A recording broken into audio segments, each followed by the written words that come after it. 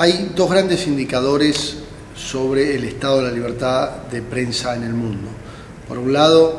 está el número de periodistas caídos en cumplimiento de su trabajo, por otro lado está el número de periodistas encarcelados por su trabajo. En los últimos años, a partir de la invasión estadounidense a Irak, el número de periodistas caídos en cumplimiento de su trabajo se ha incrementado dramáticamente. De hecho, desde la invasión estadounidense en 2003, en Irak han caído un total de 138 periodistas, además de 52 trabajadores de medios, lo que convierte a este conflicto en el más letal en la historia del periodismo moderno. Lo mismo ocurre con periodistas en otros países del mundo que son asesinados con total impunidad, como el caso de Rusia. En la última década en Rusia han caído un total de 16 periodistas en cumplimiento de su trabajo, en las Filipinas 24, y en los últimos años una tendencia similar de muchos periodistas caídos en cumplimiento de su trabajo se ha dado en países como Sri Lanka, Somalia, Nepal, entre otros. Pero además está el número de periodistas encarcelados. El número de periodistas encarcelados oscila entre los 120 y 125, y esto, digamos, es imposible determinarlo con precisión porque desde que nosotros, el CPJ, hace su relevamiento anual, hay algunos reporteros que han sido liberados, otros que han sido encarcelados, pero aproximadamente entre números de 125,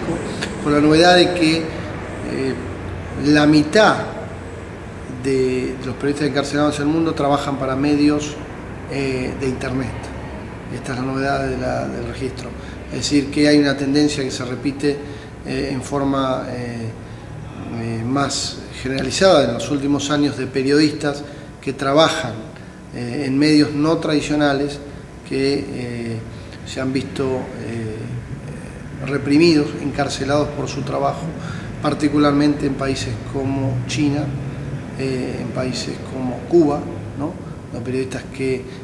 trabajan para medios de Internet en Europa y en Estados Unidos han sido encarcelados por su trabajo. En América Latina la situación de violencia para la prensa es grave, particularmente a partir del auge del crimen organizado.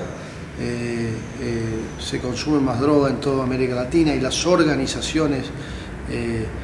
que trafican la droga, que comercian la droga, se han convertido en grupos muy poderosos que digamos, atentan contra la actividad de los periodistas que denuncian sus actividades. Principalmente en México, a partir de los últimos 4 años, y desde que se ha intensificado la lucha entre los dos principales carteles de la droga, el cartel del Golfo y el cartel de Sinaloa, los periodistas que denuncian las actividades de estos grupos están en la línea de fuego. Desde el 2000 a esta parte hay 25 periodistas asesinados en México, al menos 8 de ellos en represalia directa por su trabajo, y desde 2005 han desaparecido 7 periodistas. La mayoría de estos casos se da en un clima de total impunidad, donde no hay castigo, ni sanción, ni procesamiento para los responsables de los crímenes. La complicidad con la que actúan estos grupos del crimen organizado los convierte en organizaciones muy poderosas, y además trabajan obviamente en complicidad con actores estatales, fuerzas de seguridad, políticos y funcionarios judiciales, lo que le da al tema de la investigación y documentación de casos un grado mayor de complejidad. La situación del crimen organizado lamentablemente se repite en países de América Central como Guatemala, El Salvador y Honduras. Allí los grupos criminales asociados con pandillas y narcotraficantes amenazan a periodistas que denuncian sus actividades y hacen, sobre todo el trabajo de los periodistas locales, una labor sumamente riesgosa. La situación se repite en grandes centros urbanos de Brasil, como São Paulo y Río de Janeiro, en las favelas, en los barrios más carenciados de estas dos ciudades. Los periodistas que se dedican a informar e investigar sobre las actividades de estos grupos son reprimidos por su trabajo y sufren consecuencias muy graves. Pero una de las consecuencias más letales, más negativas de esta violencia del crimen organizado y de la influencia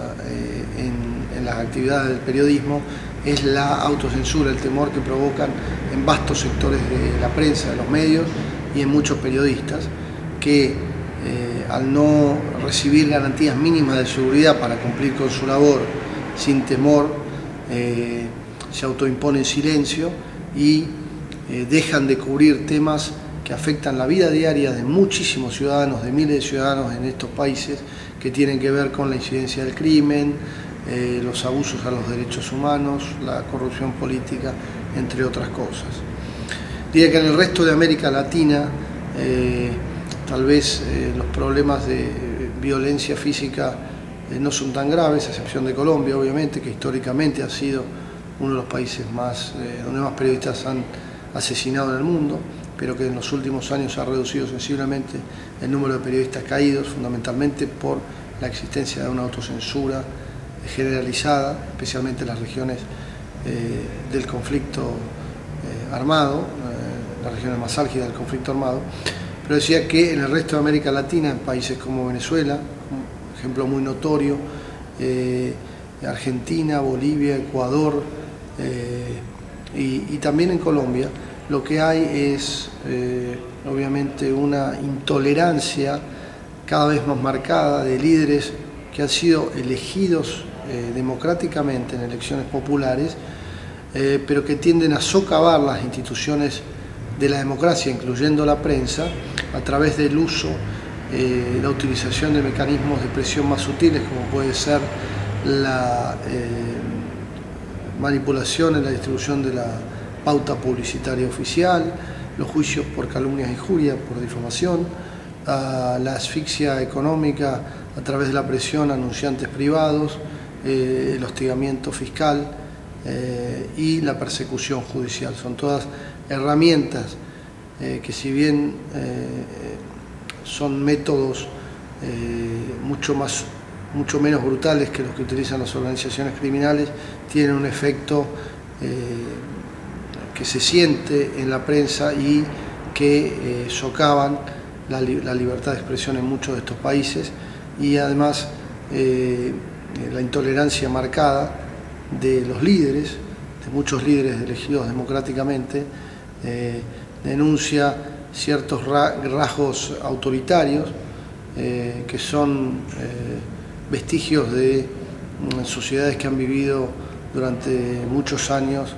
bajo el dominio de gobiernos de facto.